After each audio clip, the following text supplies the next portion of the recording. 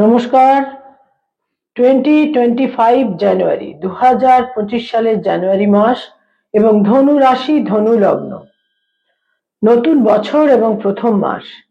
ধনু রাশি, ধনু লগ্নের জাতক জাতিকাদের জন্য মাস ভিত্তিক রাশিফল, সাইন স্যাজিটেরিয়াস ন্যাচারাল জোডিয়াকের, যেটা 9th হাউস বা নবম ঘর।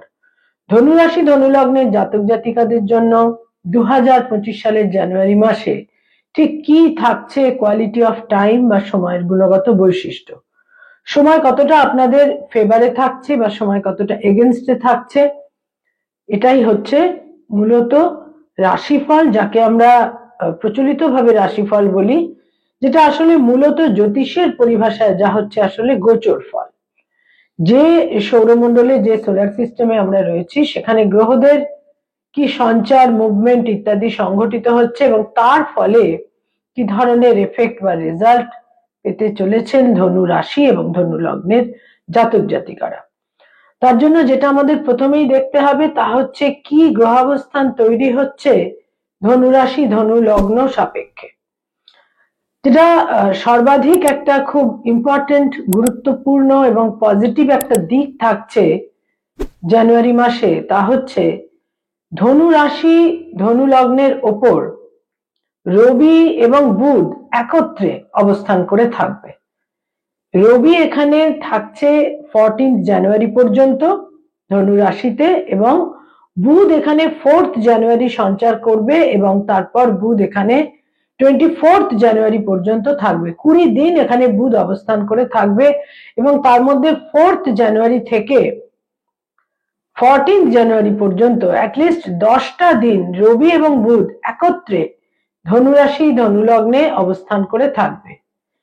যাদের রাশি ধনু তাদের জন্য তো এই ভিডিওটি অবশ্যই, যাদের লগ্ন ধনু তারাও কিন্তু সেটা ফলো করতে পারেন, কারণ লগ্ন সাপেক্ষেও আমরা প্রচুর সাযুজ্য খুঁজে পাই। আর যাদের রাশি লগ্ন উভয়ই ধনু, তাহলে তো অতি অবশ্যই এই ভিডিও আপনাদের জন্য। ধনু রাশি, ধনু লগ্নের যেটা সেকেন্ড হাউস, দ্বিতীয় ঘর, সেখানে বুধ সঞ্চার করবে 24th জানুয়ারি।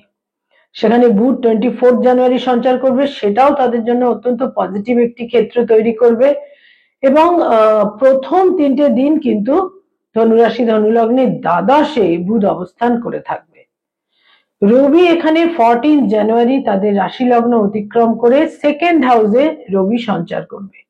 14th জানুয়ারি অর্থাৎ মকর সংক্রান্তি, রবির উত্তরায়ণ শুরু, এবং মকর সংক্রান্তি আমাদের কাছে একটি অত্যন্ত অসপিসিয়াস দিন হয়ে থাকে। এবং 14th জানুয়ারি থেকে রবি তাদের সেকেন্ড হাউসে অবস্থান করে থাকবে। থার্ড হাউসে পুরো মাসই শনি থাকছে পূর্ব ভাদ্রপদ নক্ষত্রে, এবং সেখানে শুক্রও থাকবে। 28শে জানুয়ারি, 28th জানুয়ারি শুক্র চলে আসবে তাদের 4th হাউসে, যেখানে শুক্র তুঙ্গস্থ হবে। কিন্তু প্রথম 28টা দিন, মোটামুটি প্রায় পুরো মাসটাই শুক্র আর শনি একত্রে তাদের থার্ড হাউসে অবস্থান করে থাকবে। 4th হাউসে রাহু থাকছে পুরো মাস, এবং যথারীতি দশমে কেতু থাকছে পুরো মাস। আরেকটি গুরুত্বপূর্ণ অবস্থান তাদের জন্য, রাশি লগ্নের অধিপতি বৃহস্পতি ষষ্ঠে 6th হাউসে বক্র গতিতে অবস্থান করে থাকছে পুরো মাস।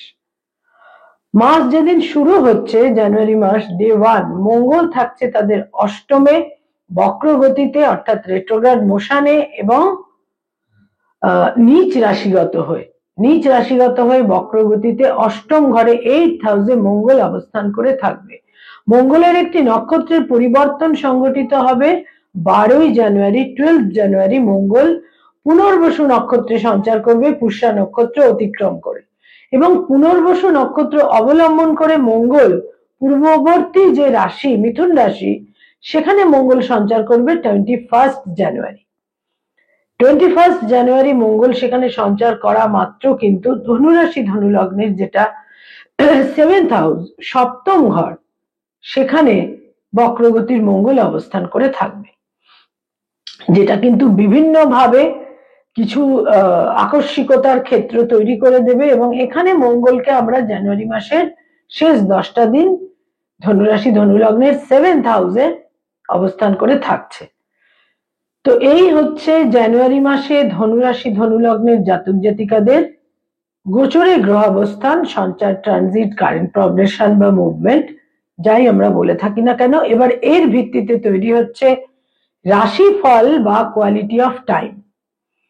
যেটা সর্বাধিক গুরুত্বপূর্ণ দিক তা হচ্ছে হেলথ কিন্তু খুব একটা ইতিবাচক সাপোর্টিভ থাকছে না, কারণ রাশি লগ্নের অধিপতি উপচয় স্থানে বক্র গতিতে বিভিন্ন ধরনের হেলথের সমস্যা কিন্তু তৈরি হতে পারে। বিশেষ করে আপার অ্যাবডোমেন জনিত সমস্যা এবং বহু ক্ষেত্রে ডাইজেস্টিভ কিছু সমস্যা, ডাইজেশনের ক্ষেত্রে সমস্যা, লিভারের সমস্যা ইত্যাদি বিভিন্ন ধরনের সমস্যা কিন্তু তৈরি হতে পারে, হজম সংক্রান্ত। এবং এ ব্যাপারে কিন্তু এবং লিভারের বিভিন্ন ফাংশনাল ডিসঅর্ডার ইত্যাদিরও কিন্তু সম্ভাবনা থাকছে এই মাসে। এরপর বলবো আয়ের ক্ষেত্র বা ইনকামের ক্ষেত্র। আয় ভাব বা ইনকাম তাদের কিন্তু মোটামুটি একটা স্থিতিশীল অবস্থাতেই থাকবে, বিশেষ কোনো নেতিবাচক দিক থাকছে না আয়ের ক্ষেত্রে। আর ব্যয় ভাব কিন্তু নিঃসন্দেহে প্রবল থাকছে, কারণ রাশি লগ্নের অধিপতি ষষ্ঠে থেকে দ্বাদশে তার পূর্ণ দৃষ্টি থাকছে, প্রচুর ভ্রমণের সম্ভাবনা থাকছে, সম্ভাব্য ক্ষেত্রে হসপিটালাইজেশন, দূরযাত্রা, বিদেশ যাত্রা, বিভিন্ন ভাবে কিন্তু ব্যয়ভাব অত্যন্ত প্রবল থাকছে। হেলথের কারণে, শরীর স্বাস্থ্যের কারণেও কিন্তু একটা ব্যয়ের প্রাবল্য দেখা যাচ্ছে। এবার যেটা আরেকটি বিশেষ দিক তা হচ্ছে যারা কোনো আইনি সমস্যা, মামলা, মোকদ্দমা, লিটিগেশন ইত্যাদির মধ্যে রয়েছেন তাদের জন্য কিন্তু এই মাস বেশ জটিল এবং ক্রিটিক্যাল বলা যেতে পারে, কারণ অষ্টম স্থানে রন্ধ্রে মঙ্গল নিচ রাশিগত হয়ে বক্র গতিতে থাকছে। বিশেষ জটিলতার ক্ষেত্র এখানে থাকছে, সতর্ক থাকতে হবে, একটা কম্প্রোমাইজিং অ্যাটিটিউড থাকা উচিত এবং কোনোভাবেই খুব একটা অ্যাগ্রেশন বা একটা আক্রমণাত্মক মনোভাব এই ক্ষেত্রগুলোকে কিন্তু এড়িয়ে চলা উচিত। এবং ধনুরাশি ধনুলগ্নের জাতক জাতিকারা এই মাসে আকস্মিকভাবে নতুন করে কোনো পুলিশি ঝামেলা, আইনি সমস্যা, মামলা, মোকদ্দমা ইত্যাদিতেও কিন্তু জড়িয়ে পড়তে পারেন, সে ব্যাপারেও কিন্তু যথেষ্ট সতর্কতা প্রয়োজন। রাশি লগ্নের ওপর রবি এবং বুধ একত্রে যে থাকবে 4th জানুয়ারি থেকে 14th জানুয়ারি পর্যন্ত, এটা কিন্তু একটা রাজযোগের মতন অবস্থান, কারণ নবম এবং দশমের অধিপতি একত্রে যখন রাশি লগ্নের ওপর অবস্থান করে থাকে, সেটা কেরিয়ারের ক্ষেত্রে, প্রফেশনের ক্ষেত্রে, জীবিকার ক্ষেত্রে বিশেষ শুভ ফল দিয়ে থাকে। ভাগ্য এবং কর্ম দুটোই কিন্তু একটা জায়গায় সাপোর্ট তৈরি করে দেয় এবং এই ফলাফল 10টা দিন 4 জানুয়ারি থেকে 14 জানুয়ারি তারা বিভিন্ন ভাবে যে যে প্রফেশনেই আছেন একটা কিন্তু তুলনামূলক শুভ ফল পাওয়া উচিত। এই গ্রহাবস্থান কিন্তু সেটা বিশেষভাবে ইঙ্গিত করছে। যারা স্টুডেন্ট, ছাত্রছাত্রী, তাদের জন্য বলবো যে এই মাসের জানুয়ারি মাসের প্রথম 2টি সপ্তাহ কিন্তু অতীব শুভ, বিভিন্ন ভাবে আপনারা শুভ ফল পেতে চলেছেন এবং উচ্চ শিক্ষার ক্ষেত্রে একটা বিশেষ শুভ ফল বা নতুন কোনো সুযোগ সুবিধের সম্ভাবনা ইত্যাদি তৈরি হতে পারে, লাকের ফেভার পাবেন। এবং উচ্চ শিক্ষার ক্ষেত্রে যারা পিএইচডি করছেন, যারা কোনোভাবে বিদেশে যেতে চাইছেন উচ্চ শিক্ষার কারণে, রিসার্চ ওরিয়েন্টেড কাজ করছেন, সেখানে কিন্তু একটা অ্যাপ্রিসিয়েশন ইত্যাদি একটা স্বীকৃতি পাওয়ার সম্ভাবনা বিশেষভাবে কিন্তু থাকছে। কম্পিটিটিভ পরীক্ষার ক্ষেত্রেও কিন্তু এই মাস বেশ শুভ, যারা প্রস্তুতি নিচ্ছেন তাদের জন্যও কিন্তু অত্যন্ত শুভ এই জানুয়ারি মাসে অ্যাটলিস্ট প্রথম 2টি সপ্তাহ। যারা কোনো রিলেশনশিপ, প্রেম প্রীতি প্রণয়ের মধ্যে রয়েছেন সেখানে কিন্তু পরিস্থিতি বেশ জটিল থাকছে, ব্রেকআপ হয়ে যেতে পারে বা কোনো বিবাহের সম্ভাবনা অনেকটা এগিয়ে, একটা কথাবার্তা অনেকটা এগিয়ে তারপর সেটা কিন্তু একেবারে নষ্ট হয়ে যেতে পারে, এই সম্ভাবনাও কিন্তু থাকছে। এবং একটা ব্রেকআপের সম্ভাবনা থাকছে। নতুন প্রেমের সম্পর্ক তৈরি হওয়ার ক্ষেত্রে এই মাস খুব একটা অনুকূল কিন্তু নয়। যারা বিবাহিত দাম্পত্য জীবনে রয়েছেন, যারা অলরেডি বিবাহিত দাম্পত্য জীবনে রয়েছেন, তাদের জন্য এই মাসের 2য়, 3য় এবং 4র্থ সপ্তাহ অত্যন্ত শুভ। একটা প্রপার আন্ডারস্ট্যান্ডিং, একটা নৈকট্য, প্রীতি ইত্যাদি নিশ্চিত রূপে কিন্তু বৃদ্ধি পাবে। পরস্পরের প্রতি আস্থা, দায়িত্বশীলতা নিশ্চিতভাবে কিন্তু বৃদ্ধি পাবে। যারা পেরেন্টস, পিতামাতা, তাদের জন্য বলবো সন্তান সম্পর্কে একটা উদ্বেগ বা দুশ্চিন্তা এই মাসে থাকবেই। সন্তানের দূরযাত্রা, বিদেশ যাত্রার সম্ভাবনা থাকছে। সন্তানের কোনো ইনজুরির ক্ষেত্রেও কিন্তু তৈরি হতে পারে, সতর্ক থাকতে হবে। যারা কোনো স্থাবর সম্পত্তিতে বিনিয়োগ করতে চাইছেন এই মাসে, সেক্ষেত্রে কিন্তু প্রথম 20টা দিন একেবারেই অনুকূল নয়, ফেভারে থাকছে না।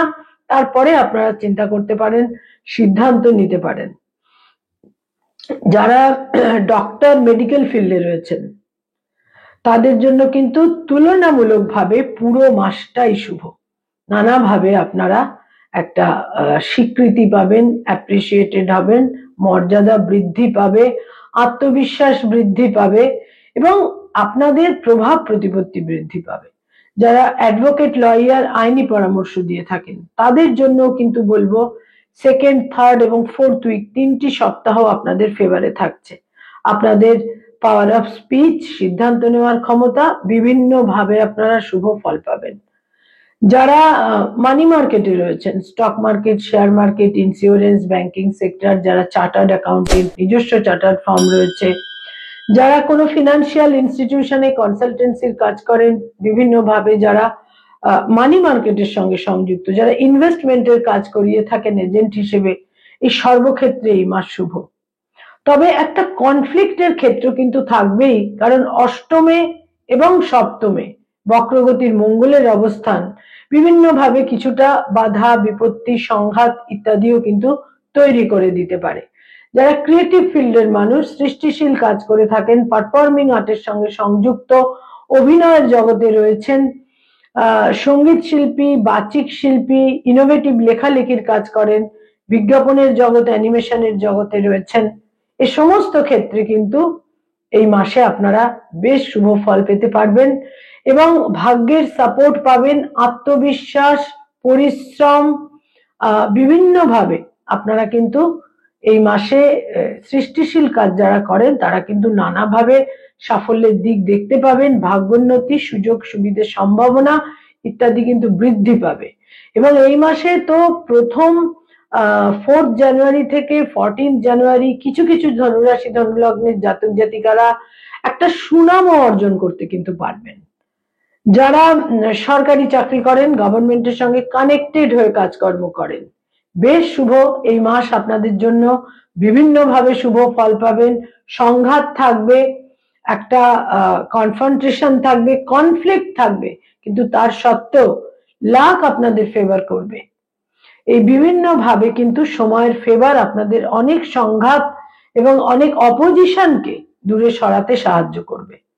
যারা বেসরকারি ক্ষেত্রে কাজ করেন তাদের জন্য এই মাস বেশ শুভ, অত্যন্ত শুভ। তবে কোনো চোট আঘাত থেকে সতর্ক থাকতে হবে। শত্রুতার ক্ষেত্র তো থাকবেই কিছুটা, কিন্তু থাকলেও বলবো যে এই মাসের প্রথম 28টা দিন বিভিন্নভাবে সময়ের ফেভার আপনারা পাবেন যারা আইটি সেক্টরে রয়েছেন, বেসরকারি ক্ষেত্রে কাজকর্ম করেন। এমনকি দূরযাত্রা, বিদেশ যাত্রার যোগও কিন্তু তৈরি হবার বিশেষ সম্ভাবনা থাকছে। যারা নতুন কোনো জব সার্চ করছেন বেসরকারি ক্ষেত্রে, সেখানে আমি বলবো যে জানুয়ারি মাসের শেষ 10টা দিন আপনাদের জন্য অনেক বেশি শুভ, তুলনামূলক অনেক বেশি শুভ। যারা পড়ানোর কাজ করেন, স্কুল, কলেজ, ইউনিভার্সিটিতে ফ্যাকাল্টি হিসেবে বিভিন্ন ইনস্টিটিউটে পড়ানোর কাজ করেন, এই মাসে প্রচুর শুভ ফল। শত্রুতা, অপোজিশন তো বজায় থাকবেই এই মাসে। হেলথও কিছুটা কিছু কিছু ক্ষেত্রে আপনাদের বিরুদ্ধাচরণ করতে পারে, কিন্তু তাহলেও আপনারা কিন্তু প্রভাব, প্রতিপত্তি, মর্যাদা ইত্যাদি আয়ত্ত করতে পারবেন। যারা রাজনৈতিক ব্যক্তিত্ব, পলিটিক্যাল ফিগার, তাদের প্রভাব, প্রতিপত্তি, মর্যাদা বৃদ্ধি পাবে। এই মাস তাদের জন্য ফেভারে থাকছে। চোট আঘাতের সম্ভাবনা, ছোটখাটো পথ দুর্ঘটনার সম্ভাবনা থাকছে। যারা ব্যবসা বাণিজ্য করেন, বিজনেস ওরিয়েন্টেড পিপল, কোন রকম অ্যাগ্রাভেশন বা আক্রমণাত্মক মনোভাব আপনাদের ক্ষতির কারণ হতে পারে। একটা পোলাইটনেস এবং একটা ফ্লেক্সিবল অ্যাটিটিউড থাকা কিন্তু বিশেষ প্রয়োজন। মায়ের স্বাস্থ্যহানি হতে পারে, পারিবারিক সুখ শান্তি বিঘ্নিত হতে পারে এবং মানসিক অস্থিরতা কিন্তু এই মাসে থাকছেই বিভিন্ন ভাবে।